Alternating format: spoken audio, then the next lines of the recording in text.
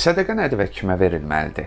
Sədəqə o şeyə deyilir ki, insan qürbət, yəni Allaha yaxınlaşmaq məqsədi ilə öz malından sərf edir. Buna görə də Allah yolunda malından sərf etməyə təsəddüq, verilən mala isə sədəqə deyilir. Sədəqə ifadəsi adətən müstəhəb sərfiyyata deyilir. Vacib sədəqə üçün zəkat ifadəsindən istifadə olunur. Deməli, vacib sədəqə odur ki, sən öz malının bir hissəsindən xüsusi şərtlər əsasında xüsusi kəslərə verəsən. Zəkat, xums və fitrə zəkatı buna aid edilir. Müstəhəb sədəqə isə odur ki, onun xüsusi miqdarı olmur. İnsan öz malından istədiyi qədər Allah yolunda yoxsul və ehtiyaclı kəslərə verə bilər. Tövbə surəsinin 104-cü ayəsində oxuyuruq. Ələm ya'ləmu ənəlləhə huvə yəqbəlü təvbətə an ibadih. Məyər onlar bilmədilər ki, Allah şəxsən bəndələrindən tövbəni qəbul edir. Və yəxuzus sadaqat və sədəqələri